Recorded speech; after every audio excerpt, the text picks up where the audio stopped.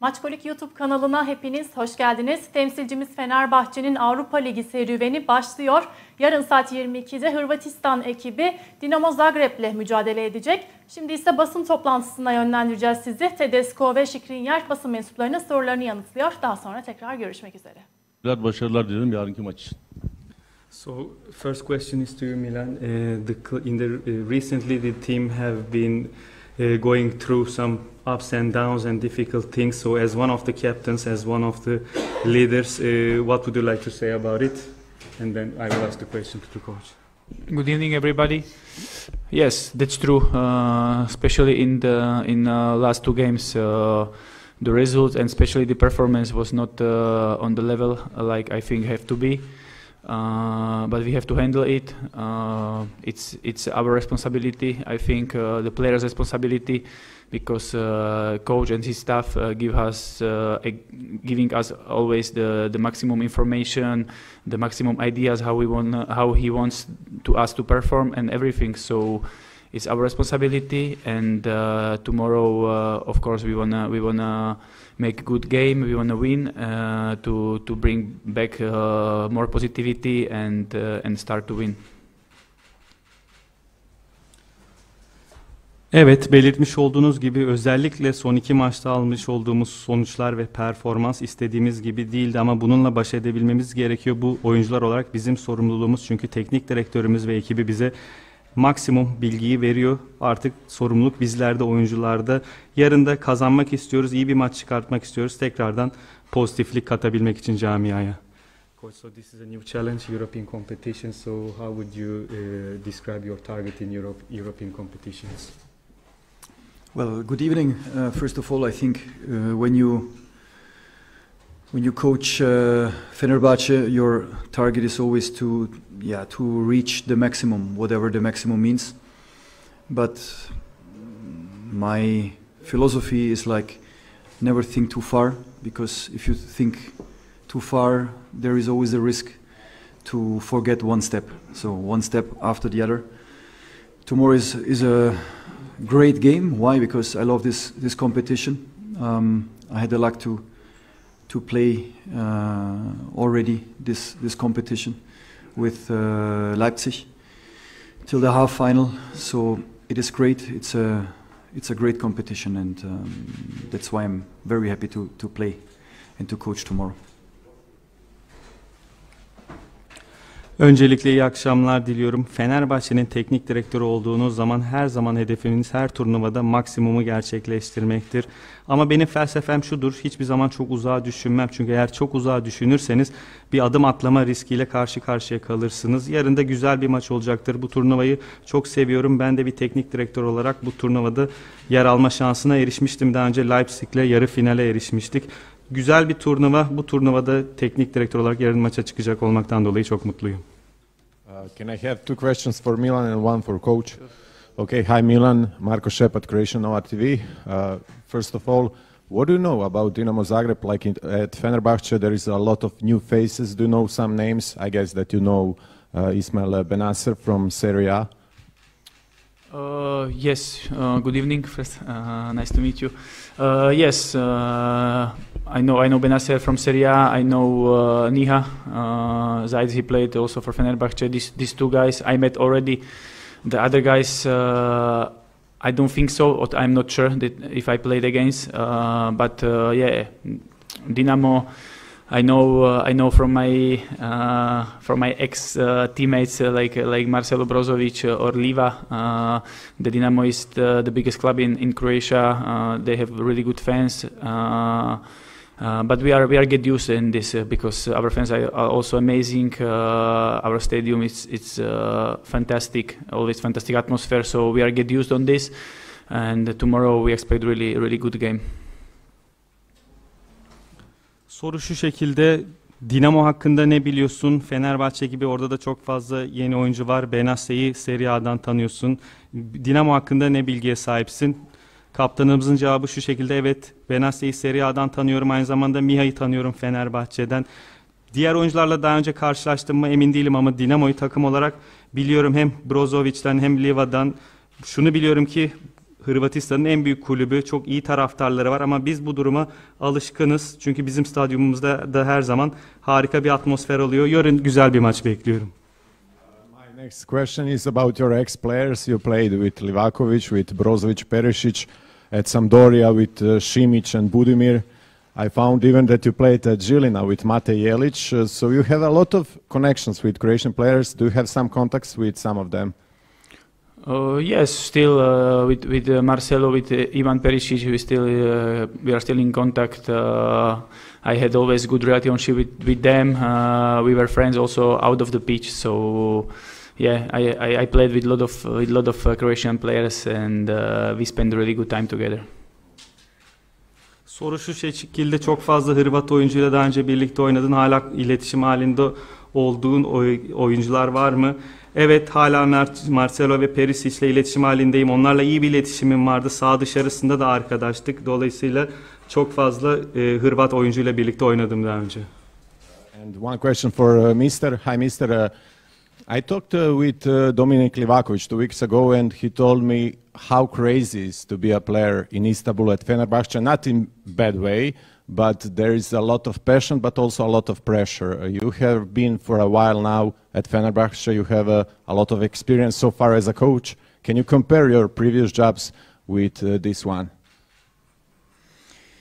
Yeah, I had different jobs already, but I think the most comparable job is probably Spartak Moscow, because yeah, it's also a huge club, a massive club with, I don't know, in whole Russia 30 million fans. Also with Schalke on a certain way, from the passion, from the emotions. So yeah, I'm used to it, and honestly, that's what I like. It's a little bit what I need. I like passion. I like also pressure. I like it because you can make people happy, a lot of people happy, and that's why I do this job. You're welcome. Grazie mille. Soru şu şekilde: geçen haftalarda Livakovic'le konuştum ve kendisi İstanbul'da futbol oynamanın ne kadar çılgınca olduğunu söyledi. Tabii ki kötü bir anlamda değil ama hem tutku anlamında hem de baskı anlamında. Siz de bir süredir Fenerbahçe'desiniz. Geçmişte çalıştığınız yerlerle nasıl kıyaslarsınız Fenerbahçe'yi? Cevap şu şekilde: evet, farklı iş tecrübelerimle en çok kıyaslayabileceğim durum Spartak'taki durumum olabilir. Çünkü Spartak Moskova'da devasa bir kulüp, Rusya'da 30 milyon taraftara sahip bir kulüp. Aynı zamanda Schalke ile kıyaslayabilirim belli alanlarda, tutku ve duygu anlamında, ama ben buna alışkınım ki bu benim aslında istediğim şey, benim ihtiyacım olan şey bu baskıyı ve bu tutkuyu hissetmek. Çünkü siz bunu yaptığınız zaman çok fazla insanı mutlu edebiliyorsunuz. Ben de zaten bu yüzden bunu yapmayı seviyorum. Gamze Türk TV Bu Spor. Yarın için başarılar diliyorum hocam. Jose Mourinho, Şampiyonlar Ligi'ndense Avrupa Ligi Fenerbahçe için daha ulaşılabilir bir hedef demişti. Siz de kendisiyle aynı görüşte misiniz? Teşekkürler. So coach, previously Jose Mourinho said that Europa League is a more realistic target for Fenerbahçe compared to Champions League. Do you agree with him? Well, look, I didn't play the qualification games. I'm here since, I don't know, 13 or 14 days. So what was in the past, I can't judge. And for me, it's difficult to say we are a team for this competition or this. To be honest, if we would play Champions League tomorrow, I would not be sad also. And I think my players also not, because we want to achieve always the maximum. But as I told you at the beginning, I like this competition, because I think the last years it was valued, so the level is really high, and that's the reason why we are happy to play it.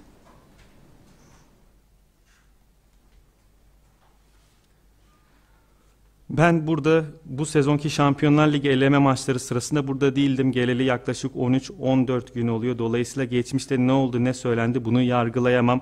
Ama şunu da söyleyemem: bu turnuva bizim için daha iyi olur veya diğer turnuva bizim için daha iyi olur gibi şeyler söyleyemem. Sadece şunu söyleyebilirim: eğer yarın biz bir Şampiyonlar Ligi maçı oynuyor olsaydık da üzülmezdim. Aynı şey Oyuncularım için de geçerli. Çünkü biz her zaman maksimumu istiyoruz ama demin de belirtmiş olduğum gibi Avrupa Ligi turnuvasını seviyorum, beğeniyorum. Son zamanlarda değeri artan bir turnuva. Seviye gerçekten çok üst seviye. Dolayısıyla bu turnuvayı oynuyor olmaktan dolayı mutluyum. Serkan Yetkin, TRT Spor. Dinamo Zagreb teknik direktörü Mario Kovačević basın toplantısında Fenerbahçe ile oynayacakları maçın kariyerindeki en büyük maç olacağını, şu ana kadarki en büyük maç olacağını söyledi. Mourinho ile karşılaşmayacağım için üzülüyorum ama Tedesco ile karşılaşacağız. Tedesco olağanüstü bir teknik direktör. Nasıl yönetiyor diye analiz yapmaya çalışacağız. Yeni fikirlerle geliyor sürekli.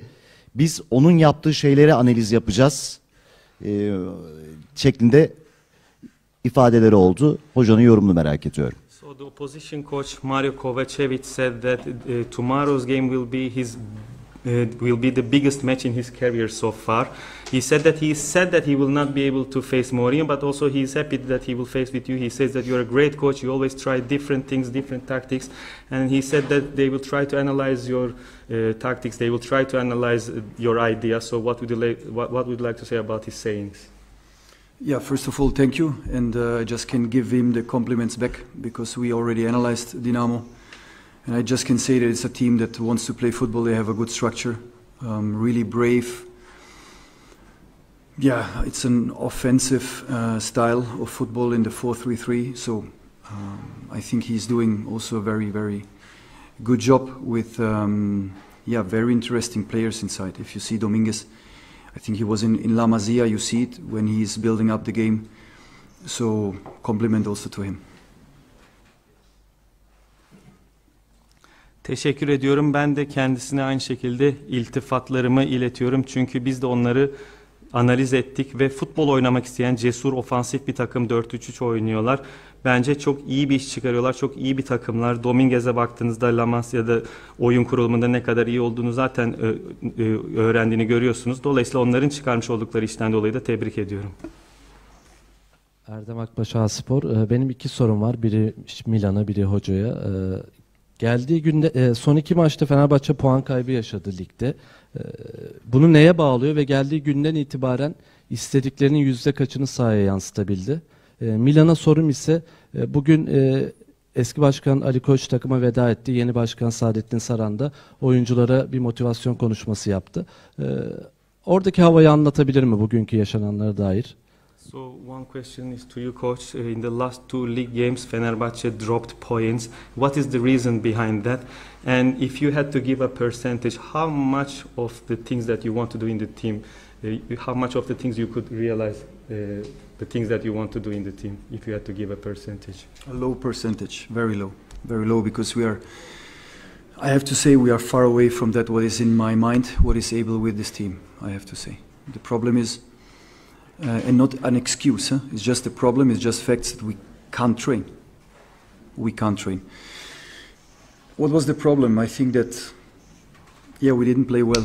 You know, bad structure, we lost too many balls, we lost the duels. Sometimes we even didn't achieve the duels, that is even worse. So, of course, you can imagine that it's my job, to find solutions. And together with my staff, the last days since the match were really, really tough. I think yesterday at midnight we went to the oil station. How you say? Gas station to pick up an ice cream around midnight. So you can imagine a lot of work to do, really. And we have to analyze. We have to be honest to ourselves. I think we are honest with the players because that's the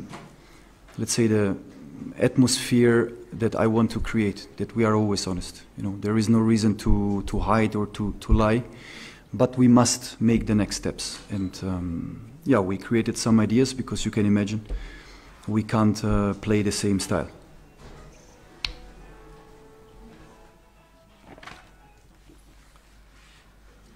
Yüzdesel olarak çok düşük bir yüzde verebilirim. Çünkü şu anda benim istediğim seviyeden çok çok uzaktayız. Bunu bir problem olarak, bir problemimiz var. Bunu bir bahane olarak söylemiyorum ama çok fazla antrenman yapma imkanımız olmadı. Son maçlarda iyi futbol sergileyemedik. Pozisyon olarak sahada kötü bir diziliş sergiledik. Çok fazla top kaybettik. Çok fazla ikili mücadele kaybettik. Hatta zaman zaman daha da kötüsü ikili mücadeleye girmedik bile ama benim ve ekibimin işi bu durumu çözmek. Son dönem tabii ki bizler için zorlu geçti. Şöyle bir örnek verebilirim. Dün gece yarısı benzin istasyonuna dondurma almaya gittik. Bu da ne kadar yoğun çalıştığımızı gösteriyor. Çok fazla işimiz var yapmamız gereken. Çok fazla analiz yapıyoruz. Ama oyuncularımıza karşı her zaman dürüst oluyoruz. Nasıl bir şey istediğimize, nasıl bir atmosfer istediğimize dair dürüst oluyoruz. Zaten bunu saklamaya gerek yok ama adımlar atmamız gerekiyor. Çünkü bu şekilde oynayamayız. İstediğimiz gibi oynayabilmek için ilerlememiz gerekiyor, çalışmamız gerekiyor. So Milan, your question is that today Ali Koç came to the training ground to say goodbye and new president Saadettin Saran gave a motivational speech to the team. So how was the atmosphere there, if you can share with us? Yeah, when it's a lot of changes and some, let's say, goodbyes, and so it's sad, but we are here and we train and be focused for the game.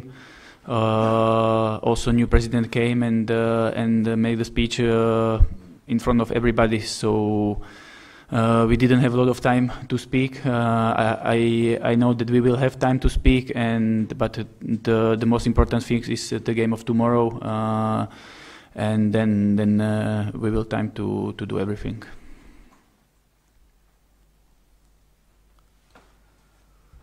Evet, biliyorsunuz çok fazla değişiklik oldu ve vedalar her zaman üzücüdür. Ama bizler buradayız, antrenmanımızı yaptık, maçımıza odaklandık. Belirtmiş olduğunuz gibi yeni başkanımız da gelip takıma bir konuşma yaptı. Çok fazla konuşacak da vaktimiz olmadı kendisiyle ama muhakkak olacaktır. Ama şu anda yapmamız gereken bizim en önemli şeyimiz yarın oynayacağımız maç. Ondan sonra geri kalanı için vaktimiz olacaktır. Süha Gör, Anadolu Ajansı. Yarın başarılar diliyorum. Aslında arkadaşım Erdem Akbaş'ın sorusuna biraz ek olacak. Normalde ligimizde alışılagelmiş bir durum var. Takımlar teknik adam değiştiklerinde performansları yükselir. Takım bir tepki gösterir ama Fenerbahçe'de durum tam tersi oldu. Bunu neye bağlar hoca? Teşekkür ederim. So in our league there is a trend. When a new coach comes to a team, the performances they increase. But in Fenerbahçe it was the opposite. What is the reason behind that?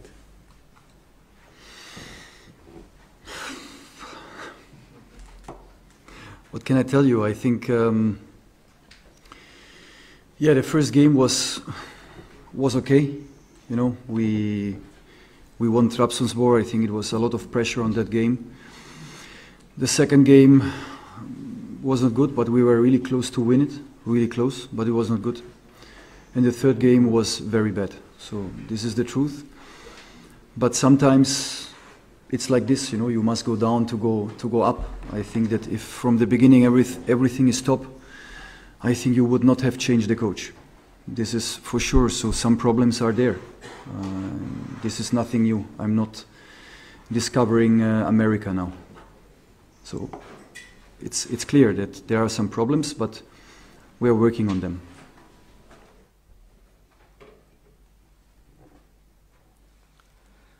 Bence ilk maçımız iyi denebilirdi. Trabzon'a karşı kazandık ve o maçta da çok fazla baskı vardı. İkinci maçımızda evet iyi değildik ama galibiyete çok çok yakındık. Üçüncü maçımızda çok kötüydük. Bu bir gerçek. Ama bazen yukarıya çıkmanız için aşağıya düşmeniz, aşağıya inmeniz gerekiyor. Zaten şunu da söylemem gerekiyor ki eğer başlangıçta işler iyi olsaydı bir teknik direktör değişikliğine gidilmezdi. Dolayısıyla tabii ki bazı problemler var. Ben Amerika'yı yeniden keşfetmiyorum. Bazı problemler olduğu gerçek ama bizler de bunu çözmek için çalışıyoruz.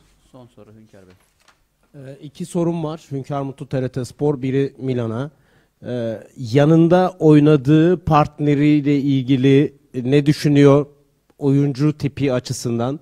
Ve hangi futbolcuyla oynayınca rahat ediyor? Diğeri Tedesco'ya. Dinamo Zagreb savunma arkasına atılan toplarda hep pozisyon verdi. Öyle gördük. Ve bir stopere baskı yapıp diğer stoperin oyun kurmasına izin veriyor. Burada orta saha dribling üzeri koşuyla gol de üretiyorlar. Bizim stratejimiz ne olacak? Yarın kadroda bir sürpriz bekleyebilir miyiz bu anlamda? Çünkü rakibin dribling üzeri şutları veya çabuk yön değiştirmesine nasıl önlem alacağımıza dair onun analizini merak ediyorum.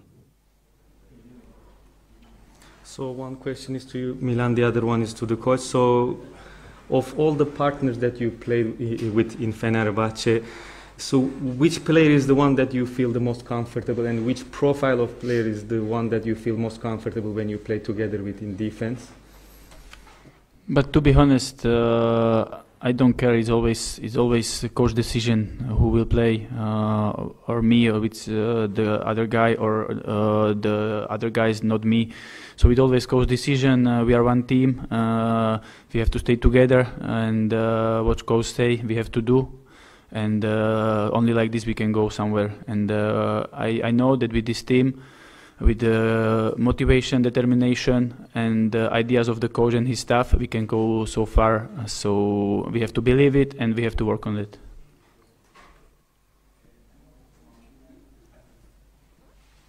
Açıkçası benim kiminle oynadığım benim için hiç önemli değil. Tamamen hocamızın kararı. Ben ve yanımda başka biri oynamış veya ben oynamamışım, başka iki arkadaşım oynamış. Benim için önemli değil. Her zaman hocamızın kararı. Önemli olan takımımızın birlik olması ve hocamızın istediği şeyleri sahada sergilememiz. Biliyorum ki takım motive olduğu zaman, kararlı olduğu zaman ve hocamızın istedikleri yaptığı zaman çok ileri gidebilir. Biz buna inanıyoruz ve bunun için de çalışmalarımızı sürdürüyoruz.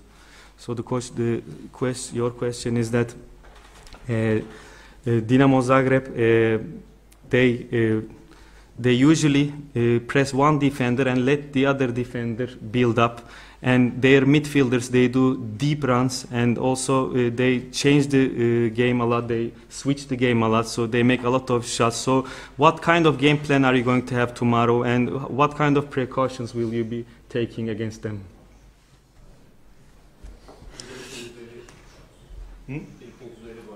And then also they also dribble and shoot and they score goals like that. So what kind of precautions will you be taking against that? No, you are right. They are doing a lot of things on the pitch. They are doing a lot of things. And then, yeah, on a certain level you can't defend everything. This is clear. Also, they can't defend everything that we do. But important will be that we put on the pitch our game. This will be important, and the more we try it, the more we will succeed, because it's a process. To be dominant, to play brave, it's a process. You know, it's really a process, and I think we have to play here like this. Not just speaking about tomorrow, but in general with Fenerbahçe. I think this is the approach. We have the right club to do it. We have the right players to do it. We just need to implement it step by step, and sometimes you go down and then you go again up. It's part of the process. But you are right, they are doing all this stuff on the pitch. Haklısınız, onlar sahada çok fazla şey yapıyorlar ama belli bir seviyede her şeyi savunamazsınız. Aynı şey onlar için de geçerli. Onlar da tabii ki her şeyi savunamazlar.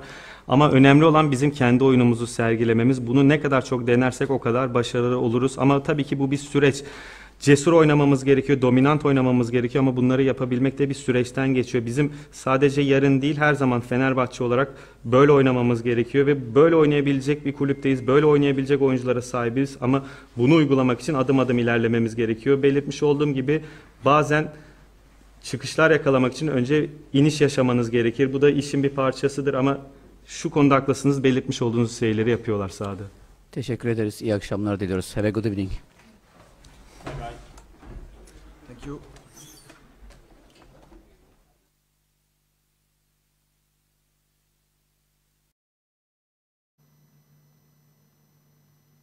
Evet, basın toplantısı sona erdi. Teknik direktör Tedesco ve Skriniar merak edilenleri cevapladı. Hatırlatalım, yarın saat 22'de Dinamo Zagreb ile mücadele edecek temsilcimiz Fenerbahçe. Biz de şimdiden başarılar dileyelim ve yayınımızı burada noktalayalım. Bir sonraki programda görüşmek üzere, hoşça kalın.